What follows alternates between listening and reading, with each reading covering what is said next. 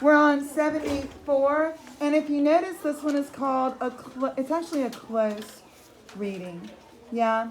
So there's not going to be the little 100s that I give us for citing evidence on every page, which I do whenever we do that.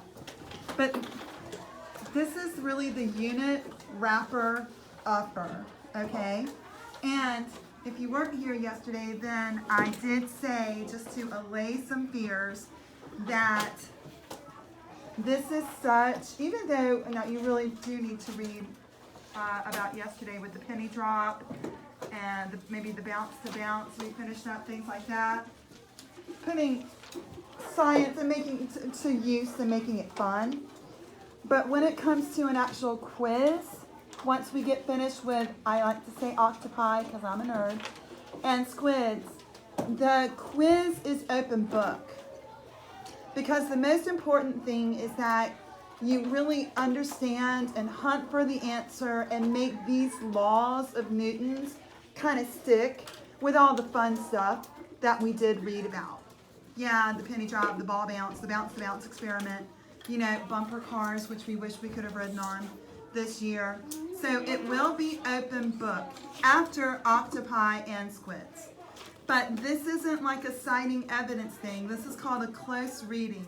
So we're going to take a look at this, and I think it's fascinating. I've never had my coffee break yet.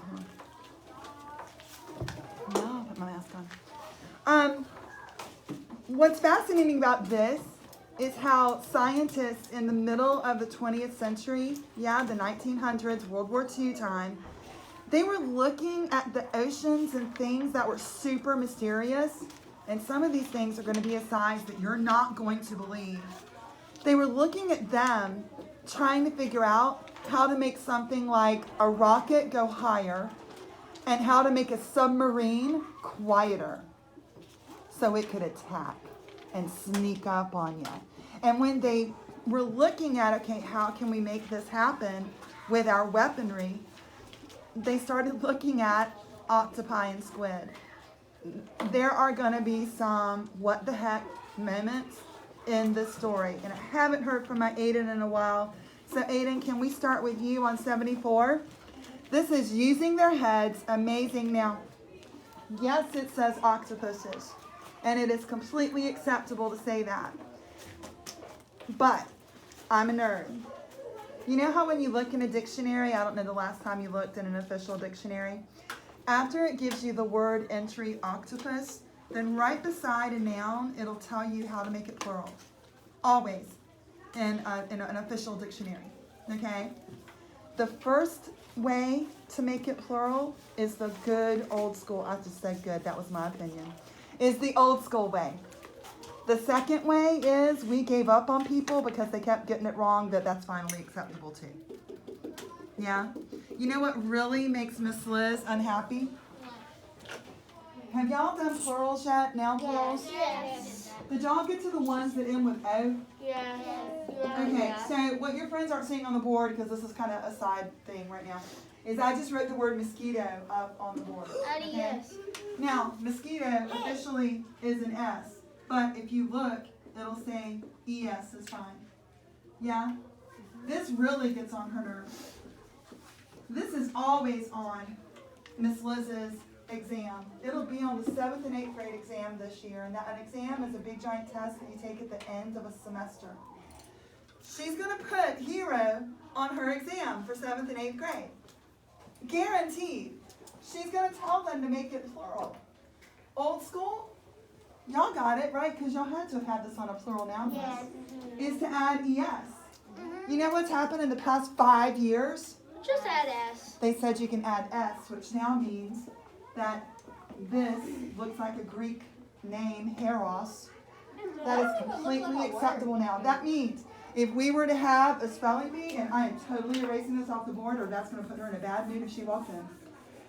If we were to have a spelling bee and somebody spelled it that way, I can't tell them to sit down. Sorry, you're done. It's wrong. Because it's in the dictionary now, it makes it officially okay. It just don't make it right. So that's why I'm an octopi girl, because I'm old school. But new school is octopuses, so it's completely up to y'all. Yes, ma'am. If everybody's got tired of everybody else saying the wrong thing. Why isn't funner a word? I have a feeling that that's probably going to be next.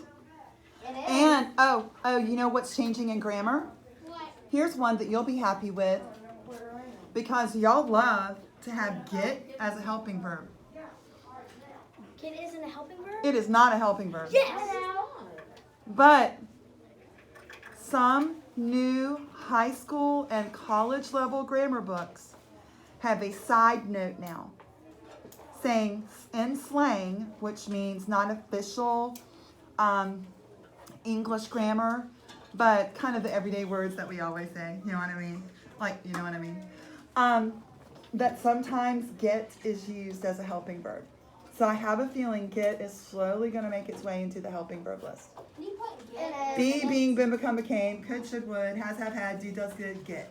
Can you put get in a sentence as a helping verb? Get. Y'all can, I can tell you that. Now. Yeah? Get out now. I really can't. But I can tell you in your writing, some of y'all are naturally using it. Yeah, and I would just, change it a little bit since we had to be official. But yeah, I think it's officially going to make it to the list. Yes, sir, but then we got to read the Oh, but how can you even make get a helping verb? I really can't. I really That's what I can't. just said. All right, let's get started. Aiden, paragraph 1. Using their heads, amazing octopi and squids. This is more of a Science Magazine article, and we're going to meet the family, please, Aiden, with paragraph 1, 74. Octopi and squid are both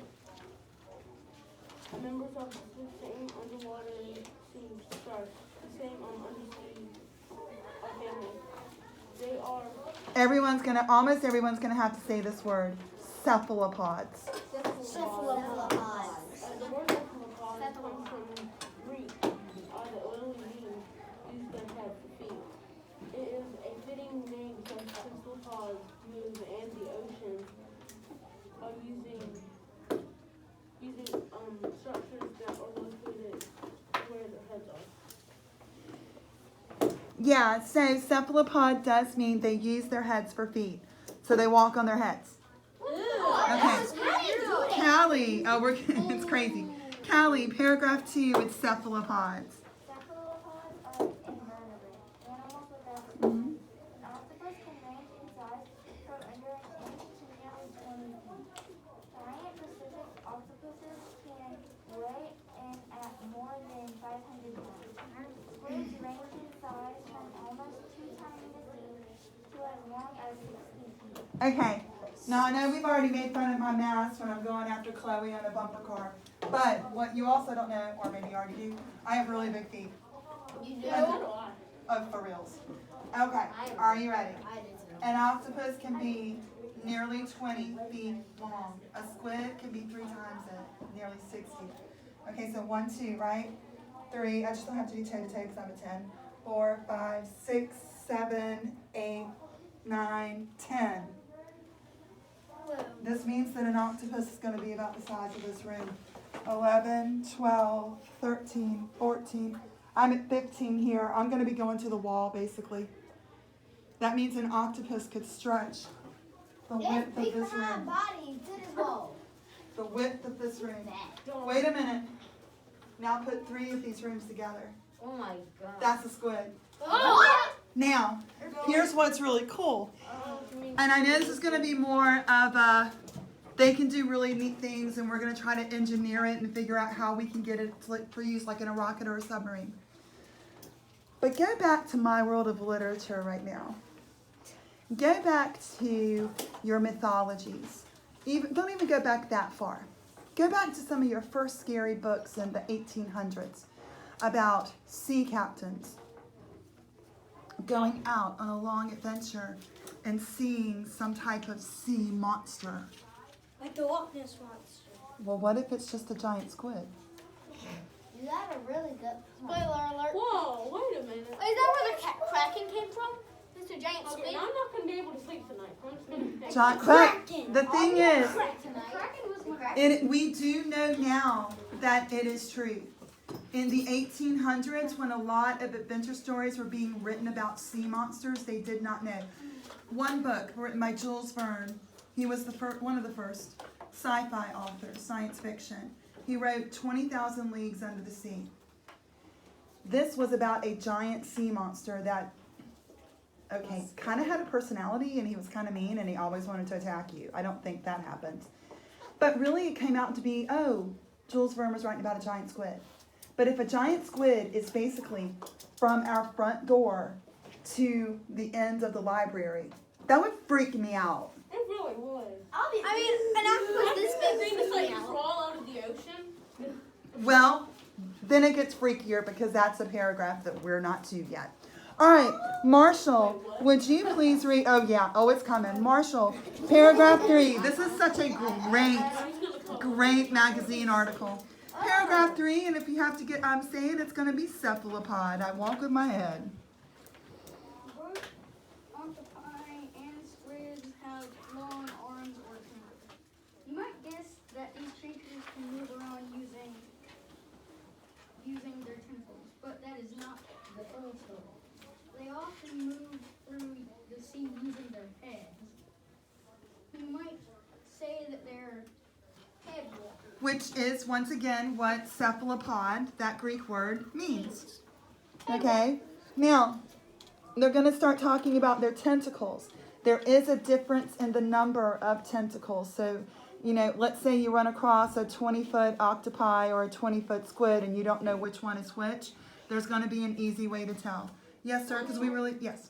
All right, Tay, how about our underwater jet set? This is where it gets pretty cool. Okay. Cephalopods. Underwater jet set. Cephalopods, Cephalopods yes. have an unusual way of getting around quickly. They shoot themselves through the water with jet Propulsion. Mm-hmm. They suck water into their sac or mantle that surrounds their head. The incoming water flows over their gills. The water provides oxygen as it fills the mantle. Yeah. So let's get to the other paragraph and then we'll talk about what this can mean in everyday life. Daniel, what about 5? Powerful muscles close every hole through which water might escape. The muscles seal the mantle's lower flaps. It is a bit like the way a resealable zipper storage bag works. Water comes in, but it does not go out. Okay, so kind of like a Ziploc. They suck it in. Yeah, there's a flap that seals like a Ziploc bag that you would have put a sandwich or some chips in. And the water just stays there. And right now, they're taking that oxygen out of the water. So that's how they're breathing. We actually need to go one more paragraph until it gets pretty interesting. Arif, can you take a look at paragraph 6 for us? Yes, ma'am. Once water pressure builds, the cephalopod squeezes the strong circular muscles of its mantle wall inward. This tightening of the muscle pushes the water in a spurt through a tube or funnel known as a siphon. Good. When the water ejects, the force of the expelled water can be powerful. That's why there is no faster invertebrate in the ocean than squids, who can speed along at more than 25 miles per hour using their jet propulsion. It's a natural display of Newton's third law of motion at work. For every action, there is an equal and opposite reaction. Exactly. Suck in that water, get yourself some oxygen, push it out. Then you're going 25 miles per hour. Now, y'all know what 25 miles per hour is because coming through, you're not supposed to go 5 miles per hour. They put the speed bumps up. Oh, my mom goes 6. Oh, but hold on. You know some of these mamas and some of these grandmamas, you know you've seen one come flying through here, right? Same. When they kind of catch a little air when they go over the speed hump, they got to be doing 20 or 25. Okay? All right, wait, I want you to imagine that that's a squid. Oh my For real. Okay? God. Flying. For real. Or think about you on a bike going down a pretty good hill. Oh my God. Okay. That's steep. That's the funniest thing. Now, put your mask on. Chance, put your mask on. So, here's what's going on. This jet propulsion thing This is where the scientists, when we started using, you ever heard of a U-boat during World War II? That would have been the smaller submarines that the Germans were using, the Nazis were using. Yes? So, they started looking at squid and octopi, trying to figure out how to use this jet propulsion. Because otherwise, your underwater gas in a submarine, a U-boat, is really nuclear energy. Yeah? So your submarines are basically, if something goes wrong, a nuclear bomb. So how can we make it even more efficient? Let's try to use water. And then what they're finding out is when they're sucking the water in and pushing it out for that jet propulsion through the water on these big giant submarines, it's quieter, which now means we can sneak up on the enemy. Oh wait, no, but doesn't it make like bubbles and stuff? Then we'll just be. Not if you're so far under. Wait, wouldn't that be bad on Well, but what if Americans? you're like going like scuba? Not if we diving use it. Oh yeah. And we do. You do? Yes. Can you buy one? Like, A submarine? I don't have a few billion on me right now. okay. Oh, what if someone I mean, I'll is try. like a scuba diving or they're trying to find something and then a giant submarine just comes crashing towards them? You want me to scare you even more? They say during World War II, we actually did have U-boats off the Carolina coast. They got down that far, and we're just waiting and watching. Because we have naval shipyards there. Creepy, right? Didn't even know they were there. Didn't even know they were there. Daniel. How does it not make bubbles when you're not far enough? So far underwater, and remember, you're under the ocean, and the ocean is constantly churning thanks to the gravitational pull of the moon, right? And of course, thanks to the currents that we have, yeah? So if the ocean is never like a pool where it's just glassy and calm, there's always a little something going on the top of the ocean. So you can really only tell that a submarine is there when it's trying to either go under, and of course you'd see it, or when it's really trying to come up out of the water. That's when you'd really see it. Otherwise, it can go so far down. Yeah? Okay. Okay, but what if someone like accidentally like rolls down the window? Or like they're chilling on. There are no windows in a submarine or you would die. Oh, is that? You're underwater. Oh, is You're that under- You're underwater. Like, is it like Oh, the glass? dude, no way! Put your mask on, Chance. It just fell off. Okay. Let's take a look at get around and jet around, please, John. I told y'all this was really good, and we're not even to some of the super cool parts yet. Oh, cephalopods. I told you almost everyone has to say it. Cephalopods also use their Siphons. siphons to steer. The siphons can point in any direction, even backwards. By pointing its siphon, a squid can make a rapid change in movement. A squid will point its siphon forward and shoot backwards in a burst of a threat approaches. It can also point the siphon backwards and inch forward in small bursts of pounce on prey. Right. So once again, for every action, there's an equal and opposite reaction. One of its tentacle-looking things is this siphon. So if I'm pointing it at you and I squirt some water at you, I'm going to shoot off in that direction, right? But then if I point it over here and squirt, I'm going in that direction. So basically, See what I'm don't saying? be behind them or in front of them. True. All right, let's take a look at paragraph 8, please, Charlie. Squids and octopuses also use their jets as weapons, stunning their prey. Octopuses can even use their jets to do house cleaning, I would love it. blowing away sand in their homes as well as blasting away other creatures that might want to build homes of their own on the territory and octopuses. Right, and that's kind of what you were saying, like I wouldn't want to be in front of it. You really wouldn't, because they have a little something extra that's going to be coming at you in just a moment. We need to get through this. Are the hands up for bathroom or anything? No. Okay, then no. All right, Rahel, let's get to the weirdness. A toolbox head. A toolbox head. A cephalopod's Mhm. head doesn't just help it move and steer. It is also a kind of toolbox for hunting. Both octopi and squids have hard parrot-like beaks, but they use them differently. Honestly, a parrot's beak could be the size of your hand. and that's what it's got.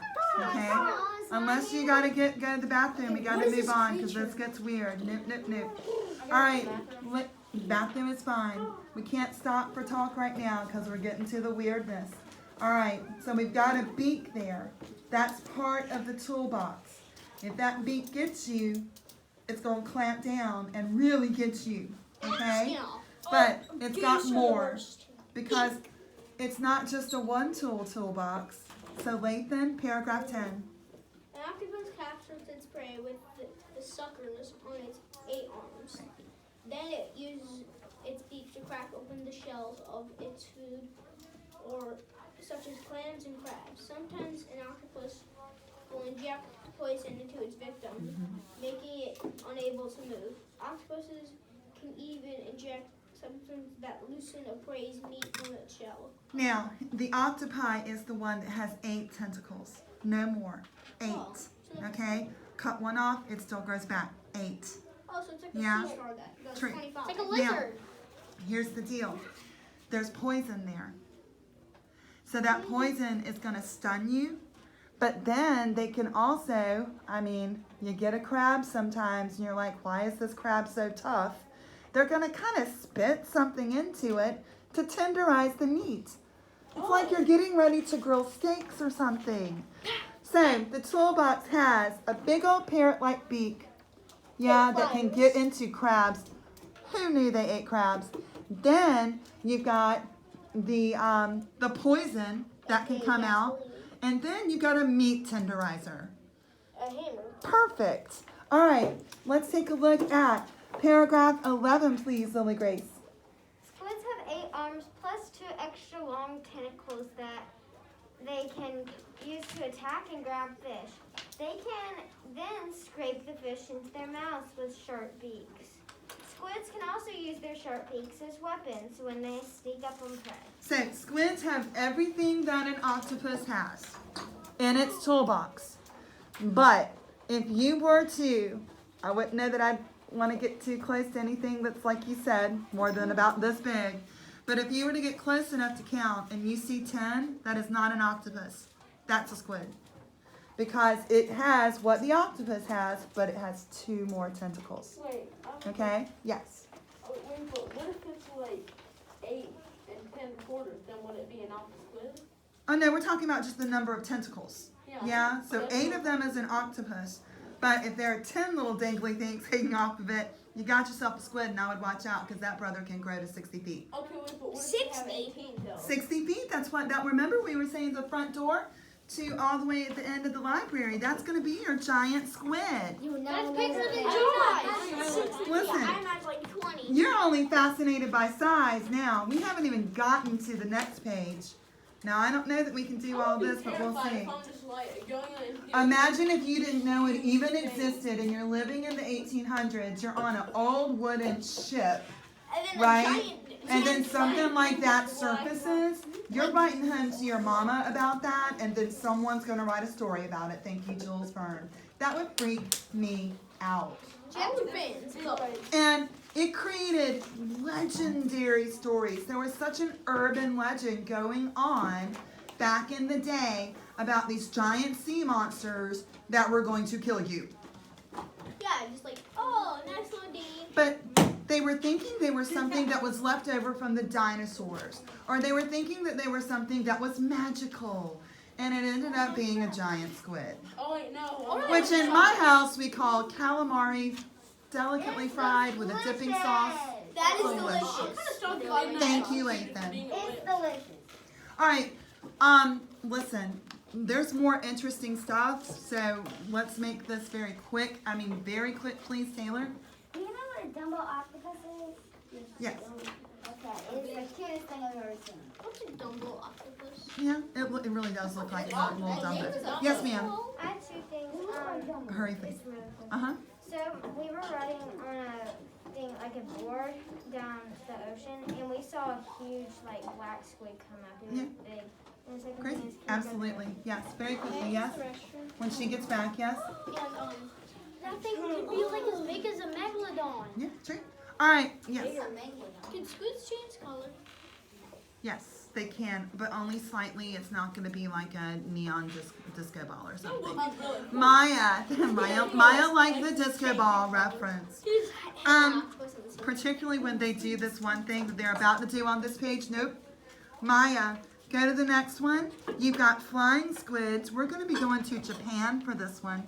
So you're going to be getting your Japanese word of the day is Hokkaido when you get there. Hokkaido. For centuries, stories of She's reading. stories of flying squids were only rumors. But in 2011, scientists from Hokkaido. Hokkaido University in Japan finally proved that some squids can indeed fly. A team of scientists tracked more than 100 neon flying squids. These squids broke the surface and glided more than 30 yards. The scientists were able to observe exactly how these squids fly.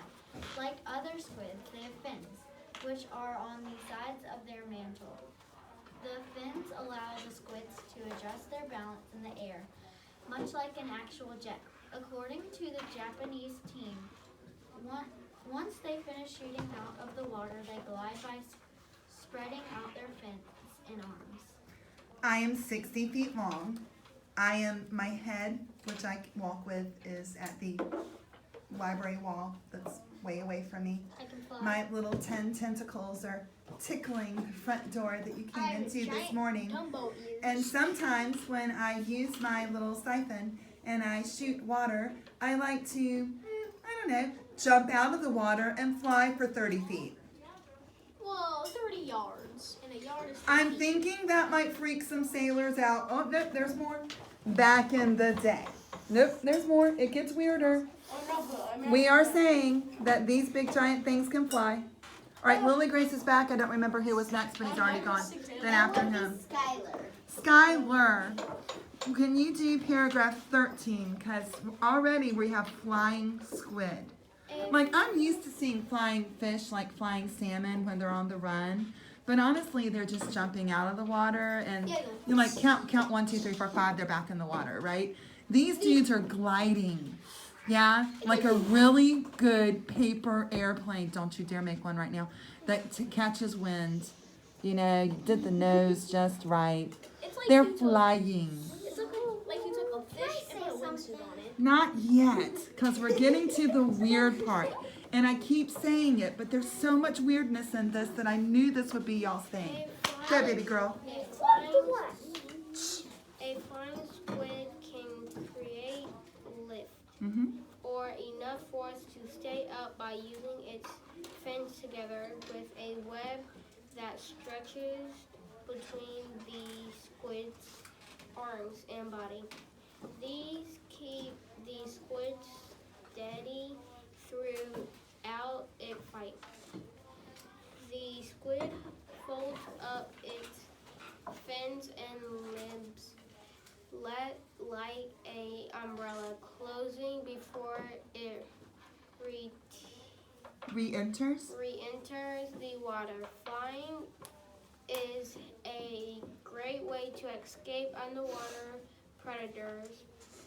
Once a squid is in the air, though, it can become prey itself, exposed to predators, seabirds. So if it's small enough, right, because it can go from 0 to, well not 0, but from 1 to 60 feet. So I don't think a seagull is going to be attacking or trying to. I mean, if it does, go seagull. A 60-foot squid. I don't think that's going to happen. But, it takes some time to go 60 feet. You only maybe 5, okay, feet. You know what I'm saying? Some of you 4, I know. That's all right, baby girl. You're still cute. But here's the deal. It opens up its fins like the umbrellas that you may have used this morning getting here. It flies for 30 feet, closes its little fin-like umbrellas, and darts back into the water. It's basically Mary Poppins. Now, basically, but once again, I need to make a Men in Black reference here for those of you who still have not seen this fabulous Will Smith movie, and Will Smith is one of my favorite people in the world. sometimes aliens aren't just little green or gray people that you see in movies walking around. They do have squid aliens in that movie. So, if I'm living over 100 years ago, and I see one of these suckers flying out of the water and flying 30 feet out of the water, I might not think sea monster, I might think alien. Alien. Because why do we assume that aliens just look like us? I might think alien. Nope, it gets weirder. Even weirder. Chance, with your mask on, Chance, jets or fins? 14.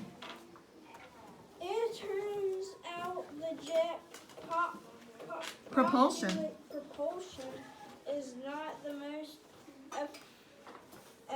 Efficient. efficient way to get around in the water. Jetting from place to place in short bursts is fast, but studies showing that the way ordinary fish swim is actually far superior to the squid's jet propulsion. Population. Squids can go for weeks at a time jetting.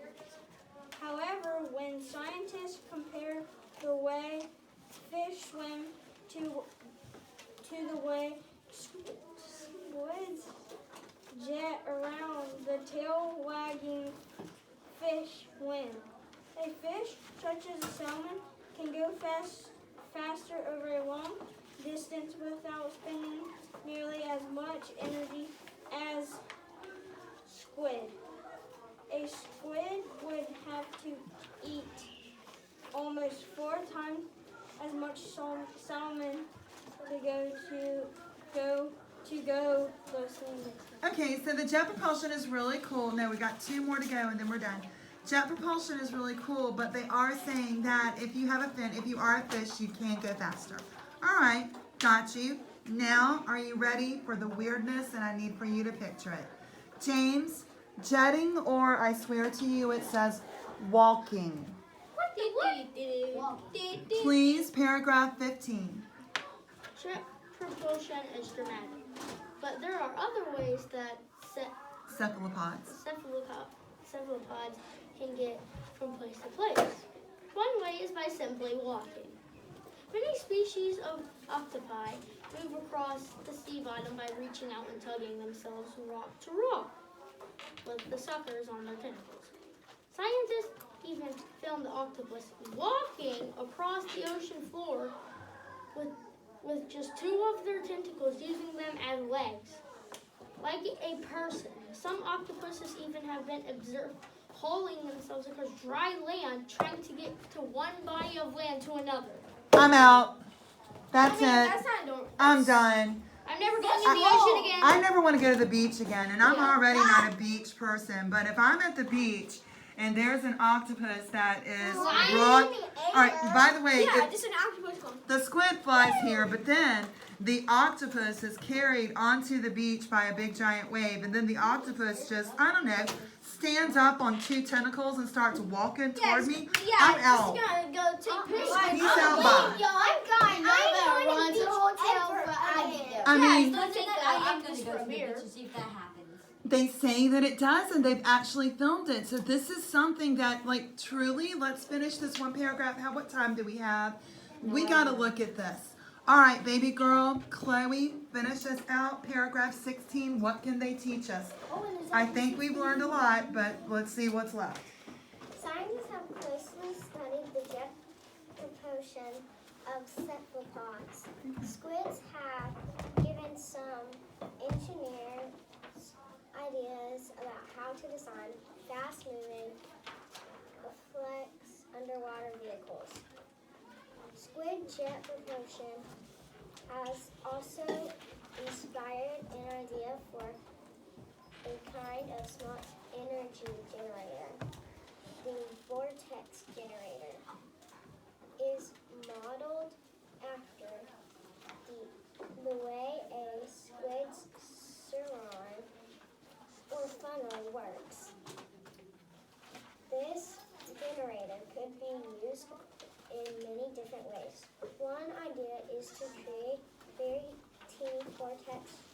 generators that could travel through parts of the human body and net where diseases and even deliver medications to specific organs. Okay, just the term vortex generators sounds so cool and sci-fi, okay? But now I'm going to take, like in pill form, a vortex generator And it's gonna go So- down into your body. and go to the right place. Because basically when you're taking a medicine, it's kind of all over. So this is gonna like go to where I need it. Apparently. Freaky Friday, I love that. Okay, I think I have something. It's from the BBC. I tend to trust my British scientist. What time is it? Oh, perfect. So now you see why I was like, hold on. You can show us a video of Now this says, extraordinary octopus takes to land. It's called The Hunt, BBC Earth. And I did just Google walking octopus on land. I don't want to see an underwater walking octopus. I do. Like, What's going on? Octopus walks across land. Wait a minute. What is that? Why is there a hippopotamus in this strange?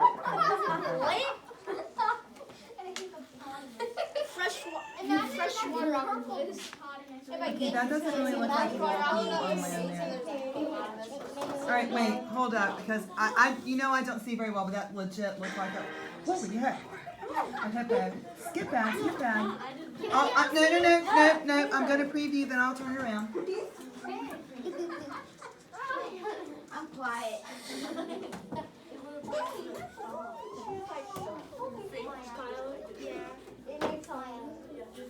If it's good, we'll redo.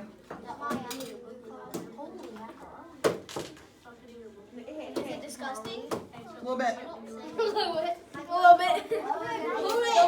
That's gonna be my last name. This one's just dragging. What? The what? It's what? No, and the guy who presented it's even weirder looking than the octopus. Okay, let's see what this one does. Get roasted. Get roasted. See, I can't. I'm going back to the BBC one. Let me see if they do something cool. If it doesn't backflip, this is squid. You see While I'm taking a look at this preview, would you take a minute and do the comprehension check on page 77? Let me see if this thing walks. We didn't have time to see this in the other class. They have to talk after every paragraph.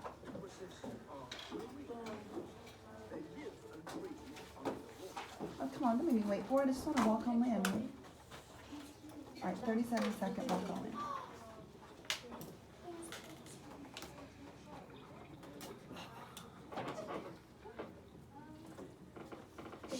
Now she's getting. 1 and 2, you just answer 1 and 2. I'm confused. What's happening? If this is good, you'll see. Oh, ow. Ooh, her face looks scary. She's scaring me. I'm not seeing it walk on 2 tentacles, though. I want to see it walk on 2. All right, maybe I need to get specific. That would be really How is 1 and 2 going? Walk, you know, a 50-foot squid walking. Walk on land.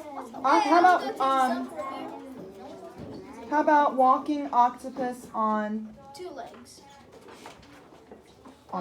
tentacle? But it. I'm sorry. Back. You better social distance this. Yes. I know I just went to the bathroom after. Yeah. He's about to go grab an octopus. He's He hanging.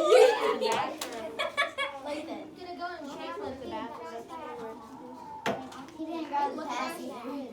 He went to go. How is your 1 and 2 doing? Which of the following quotations from the text could help you make the inference that octopi can survive out of water for a time? Which one, Aris? I'm saying D. Absolutely.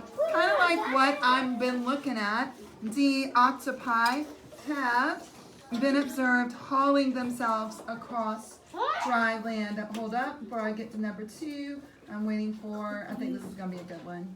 I'm going to Nat Geo, so I'll turn this around just a minute. Number 2, circle the letter in front of the sentence that best states the main idea, not now, of paragraph 6. It didn't work yesterday. I'm not going to do that again. The main idea of paragraph 6, so we got to go back. Paragraph 6 was the one, oh, I don't have to go back that far, do I? Where the water builds up and And we're learning at first about the siphon and jet propulsion. Please tell me that you got C for this one. Squids are the fastest invertebrates in the ocean.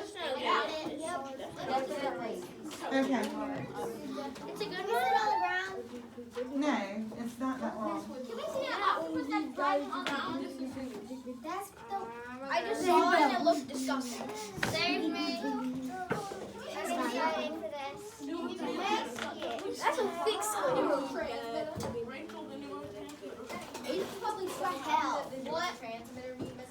Oh my god! I can't OMG, that's totally tubular. The creeping Ah! murderer. He's a murderer. Shh, don't yell. Let me see. That's in the water. It looks Best I could do. The rest were Freaky Friday. that looks like a hippopotamus. It looks like Thank a you. Now grandma. you know what I thought I was looking at. Yeah, it kind of looks like a baby elephant. Totally tubular. Chloe, be careful, please. I mean, That's so weird. It literally does look like See, that's what I said. Oh, look at there. Aww. I love those. Eat it. You see, he's. Don't say. Is he sitting on it? He's eating it. I can't watch it. Oh my god. Oh my god. Okay, then it just started over.